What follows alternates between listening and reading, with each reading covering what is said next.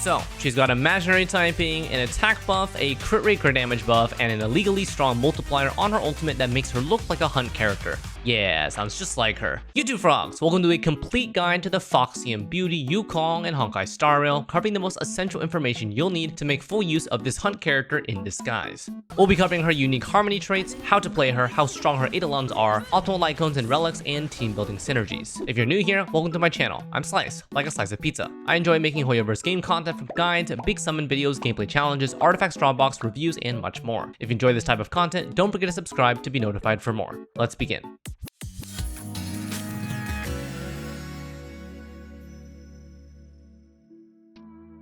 So, Yukong is very impressive, but also a bit tricky. As with most Harmony characters, her purpose is to buff your team, which she does. But she also has design mechanics that not only allow her to deal unexpectedly high amounts of damage, but also she's a really good weakness breaker. Her skill and ultimate are responsible for buffing your team, but do so in a passive way. She's not like Bronya or Ting Yun, who give a target ally their buffs, but rather like Asta, who maintains a buff passively that benefits everyone. And these buffs are potent. They are attack, crit rate, and crit damage, and extremely strong, and basically can cover the DPS the rest of your team may lack. The trade-off? For each skill usage, they only benefit the next two allies that move, even if they don't use an offensive attack. Something you must play around because you aren't always going to guarantee a buff for a specific character.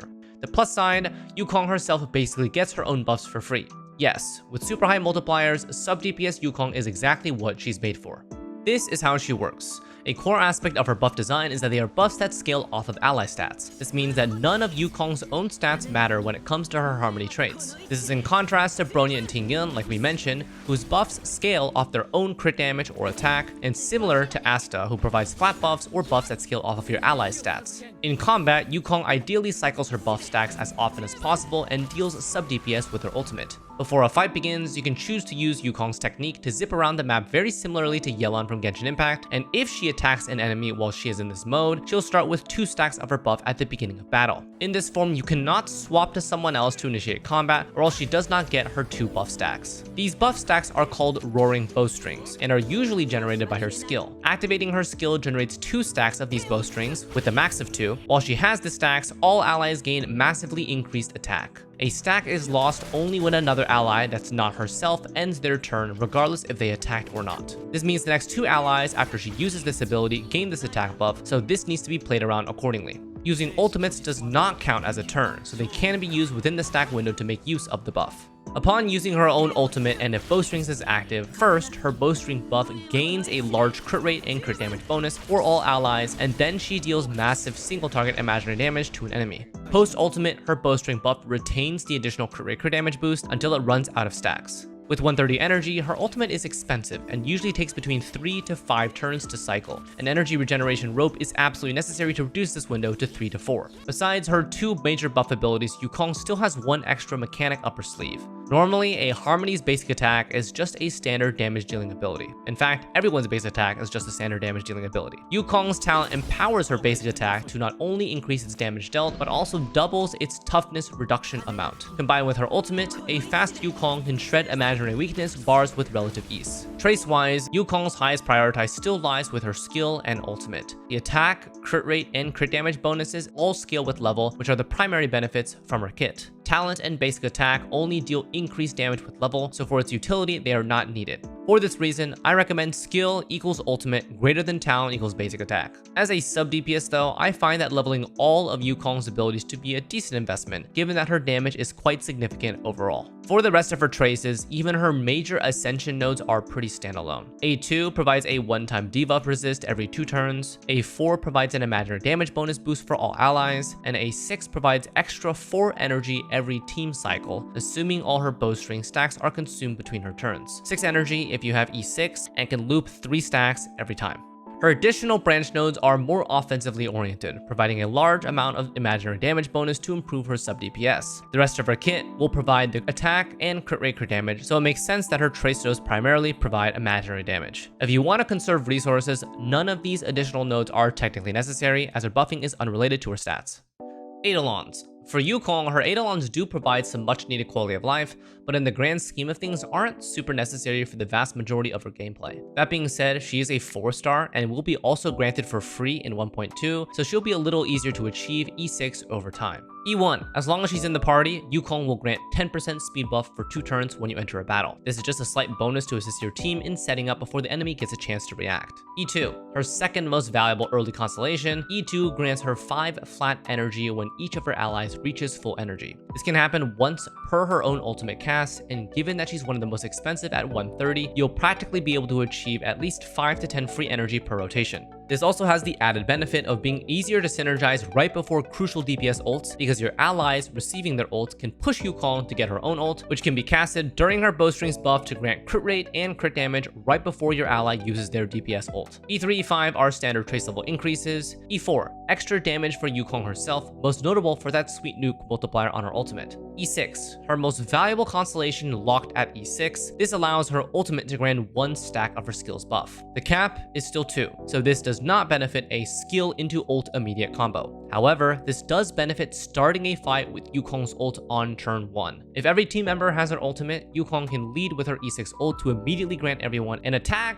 crit rate, and crit damage boost before even activating her skill, and then everyone else can gain enhanced damage for their ultimate. With proper precision play, this can also extend the duration of her buffs by an extra turn if her ultimate is used in between bowstring stack usage. This effectively would make her buff last 3 turns instead of 2 turns for those specific cycles where she has her ultimate. Obviously, this can't be done every rotation given her ultimate cost, but it's still quite a large quality of life that fixes some flaws of her base design. Overall, Yukong at E0 still has very valuable usage, but her Eidolons do compensate for where she lacks, making her an excellent imaginary and general support. Best light cones. Now that we have a solid understanding of how she works, let's go over her optimal light cones. Harmony has a wide range of light cones to fit different situations, and there's actually a decent amount that she can use. 5-star Bronya's light cone is still an exceptional choice, even if the skill point gain on ultimate does not work on her because her ultimate does not target an ally. You will still gain 10% energy recharge and a damage bonus for the next ally's turn.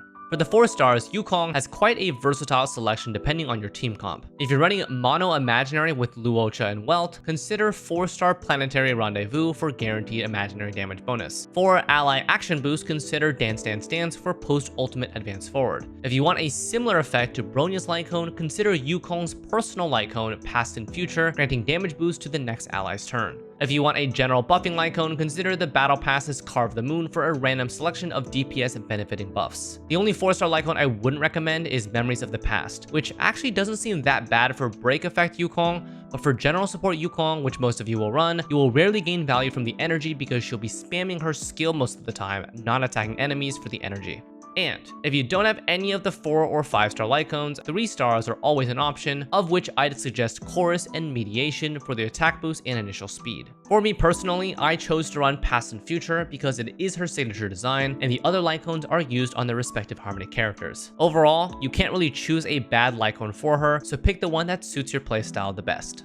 Relics and stats. So because Yukong's buffing is unaffected by her own stats, she can actually be built relatively offensive to use her ultimate's high multiplier. And given that her buff only affects the next 2 allies that take their turn, regardless if they attack or not, speed tuning is important, but will only really take into effect on the first few cycles. For this reason, I still recommend Yukong be as fast as possible to loop her ultimate often and use it to cheat her E6 buff whenever it's needed for a big DPS rotation. The starter 4-piece set that everyone should aim for is 4-piece Musketeer for mainly its speed boost. From there, if you choose, you can branch into 2 other possibilities. 4-piece Wind set for high speed, high energy recharge Yukongs for maximum turn order by gaining 25% action boost after an ultimate cast, or 4-piece Imaginary set for imaginary DPS Yukong and big ultimate damage. These sets are pretty self-explanatory and are the only real options to consider for her. I am personally running 4-piece Musketeer, but may eventually transition to 2 builds of 4-piece Imaginary and 4-piece Wind if I farm enough for them. For the Ornament 2-piece set, Von Whack will of course be her best in slot supportive set with the 40% action boost and 5% recharge. Ageless can also be used for team-wide 8% attack and self HP for bulkiness. And finally, Inert Salsodo can be used for ultimate nuke Yukong, the 8% crit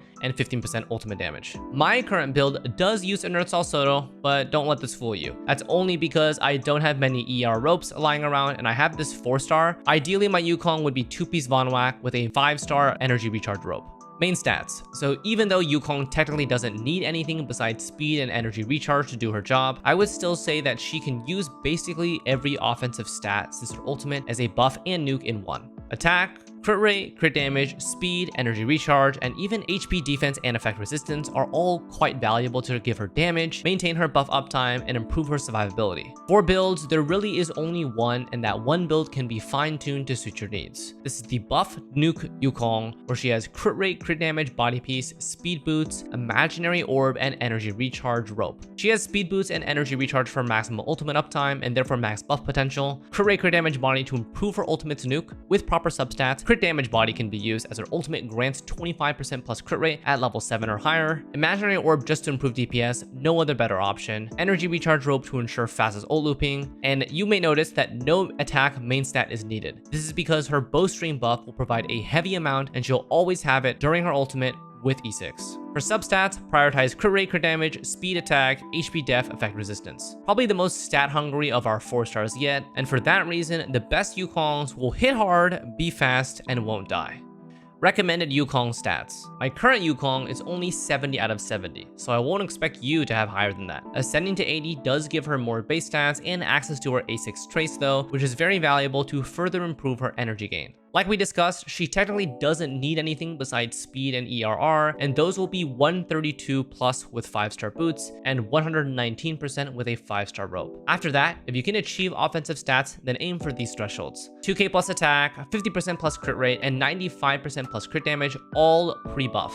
Pre-buff meaning before her own bowstring buff. Crit damage can be slightly lower than double her crit rate, and this is because her ultimate provides slightly higher crit damage than double her crit rate. Team building. When it comes to Harmony characters, they typically fall into 2 categories depending on how their buffs work. If they have targetable buffs, for example Bronya and Tingyun, they'll gravitate towards 1 or 2 DPS who really synergize with their buffs well and stay glued to them until they get power crept. If they have non-targetable general buffs, for example Asta, they don't have best buddies that they usually hang out with and instead are good friends with everyone and shine best when the content caters towards their kit. I would say that Yukong leans towards an Asta build. Because her buff is non-targetable and typically lasts for less than a whole team cycle, she works best when the team caters towards her strengths. Currently, her main strength is mono imaginary or duo imaginary. With her A4 trace providing a team imaginary damage bonus, she excels in this particular comp by providing very large DPS buffs for attack, crit rate, and crit damage to a bunch of sub-DPS imaginary characters. This currently includes Welt and Luocha, and in the future may include a destruction, hunt, or erudition imaginary character to take full advantage of her kit. Now, of course, there's one huge exception to the general rules of team building, especially when it comes to Yukong: Xlice. Currently the only character in the game to do so, Xlice is effectively able to steal turns and take all of Yukong's buff just for herself. No matter where in the turn cycle everyone is, as long as Xlice has her ultimate, whenever Yukong activates her skill and optionally her ultimate, Xlice can skip the turn order with her ultimate, gain all the buffs, kill an enemy, and then gain an extra turn with Resurgence and use Yukong's buff again. This makes Xlice the only character able to take extra advantage of Yukong's massive buffs, adding to her already impressive list of illegal things she shouldn't be able to do. And to complete this team comp, of course, we need to add Silverwolf. She'll give the debuffs necessary to further improve the team's DPS, and with the right skill point management, you can pull off some impressive combos. So, currently, Yukong's strongest team comps revolve around either mono imaginary or characters that can skip or steal turns, of which we currently only have Sealy or Quantary. Don't let this stop you from experimenting with more diverse teams though. As long as your team consists of multiple sub-DPS, Yukong will provide the necessary ammunition to make your team pack a punch. And that covers my 1.1 guide for Yukong in Honkai Star Rail. If you enjoyed the video and maybe you learned something, don't forget to sub and like the video, and let me know how you guys feel about Yukong. Otherwise, thanks for watching, and we'll see you next time. Take care.